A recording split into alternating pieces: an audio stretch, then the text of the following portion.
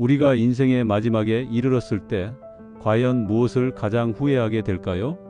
보통은 더 많은 곳을 여행하지 못한 것이나 새로운 도전을 하지 못한 것을 떠올립니다. 하지만 90세 어르신들의 삶을 깊이 들여다보면 진짜 후회의 뿌리는 다른 곳에 있었습니다. 여행을 불가능하게 만든 약해진 다리, 도전을 포기하게 만든 쇠약한 몸, 그 자체에 대한 후회였습니다.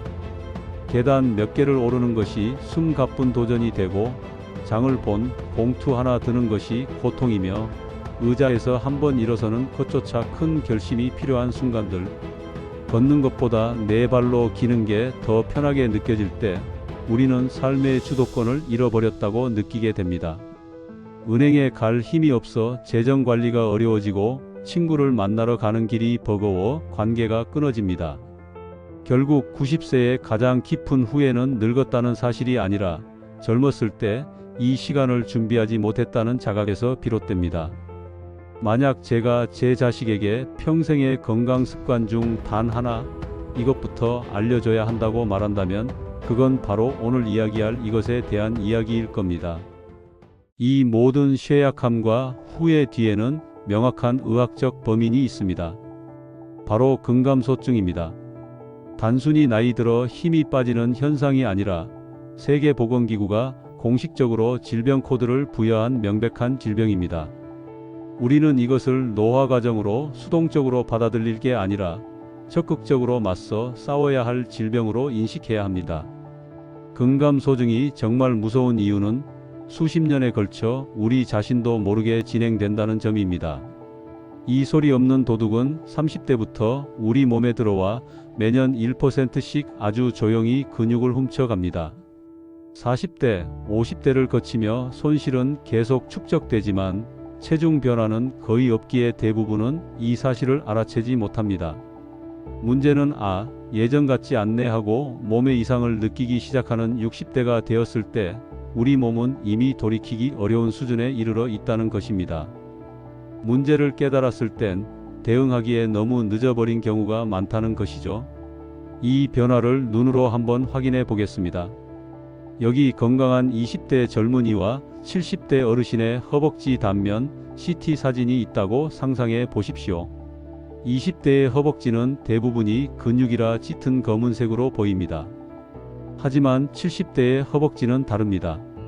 전체적인 둘레는 비슷할지 몰라도 검은색 근육 조직은 형편없이 쪼그라들어 있고 그 빈자리를 하얀색 지방이 가득 채우고 있습니다. 이것이 바로 근감소증의 실체입니다.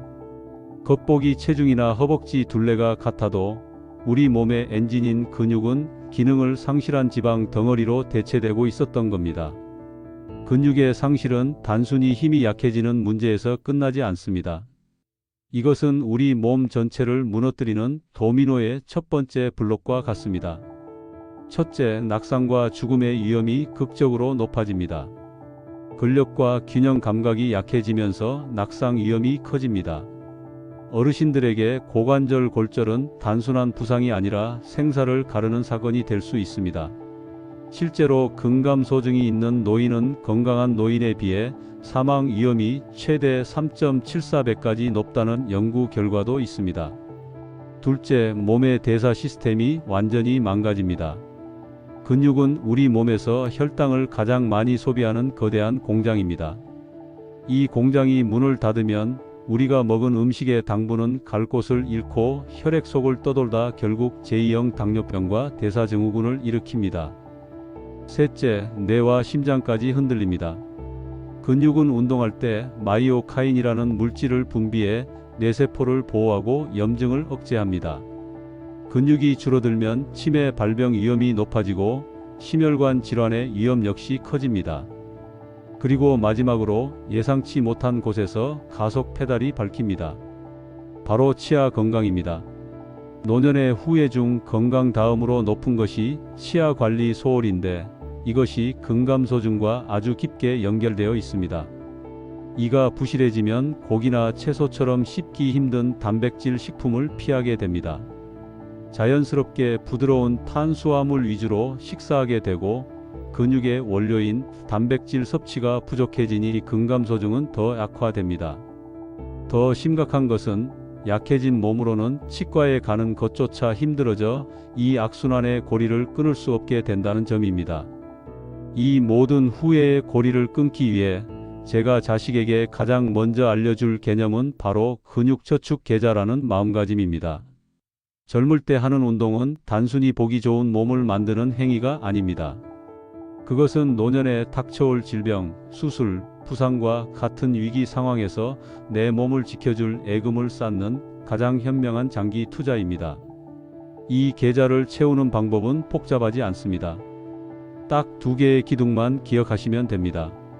첫 번째 기둥은 단백질 중심의 식사입니다. 근육의 재료는 단백질입니다.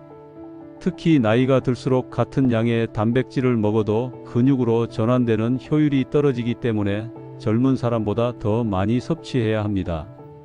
의학계에서는 보통 체중 1kg당 1.2g에서 1.5g의 단백질 섭취를 권장합니다. 60kg이라면 하루에 약 72g에서 90g 정도입니다. 두 번째 기둥은 저항성 운동, 즉 근력 운동입니다. 많은 분들이 걷기 운동만 하면 충분하다고 생각하지만 이는 치명적인 오해입니다. 한 연구 결과가 이를 명확히 보여줍니다. 한국 노인들이 일본 노인들보다 걷기나 등산 같은 총 운동 시간은 더 길었지만 신체 기능 나이는 오히려 3.7세 더 많았습니다. 일본 노인들은 운동 시간은 짧아도 일상적으로 근력 운동을 병행했기 때문입니다. 운동의 양보다 종류가 중요하다는 사실을 보여주는 대목이죠. 근육 저축은 빠를수록 좋지만 결코 너무 늦은 때란 없습니다. 20대에서 40대는 인생 최대치의 근육을 저축해야 하는 황금기입니다. 50대에서 60대는 쌓아둔 근육 자산이 빠져나가지 않도록 필사적으로 방어해야 하는 시기입니다. 70대 이상은 잃어버린 기능을 되찾고 현재의 독립성을 지키기 위해 의자에서 앉았다 일어서기 같은 생활 근력 운동을 꾸준히 해야 합니다. 90세 보디빌더 짐 에링턴은 2.5kg의 조산아로 태어나 평생을 병약하게 살았습니다. 하지만 그는 15세부터 자신의 운명을 바꾸기 위해 운동을 시작했고 75년 넘게 자신의 근육 저축 계좌를 채워왔습니다. 그의 삶은 건강한 노년이 타고나는 것이 아니라 평생에 걸친 노력으로 만들어지는 것임을 증명합니다. 오늘 이 이야기가 단순히 건강 정보로 그치지 않고 여러분과 여러분 자녀의 미래를 바꾸는 작은 씨앗이 되기를 진심으로 바랍니다. 90세의 내가 오늘의 나에게 고마워할 수 있도록 오늘부터라도 우리의 가장 소중한 자산인 근육을 차곡차곡 저축해 나가시는 건 어떨까요? 오늘 나눈 대화가 여러분의 마음에 깊은 울림을 주었다면 구독과 좋아요를 통해 이 지혜를 더 많은 분들과 함께 나눠주시길 부탁드립니다. 감사합니다.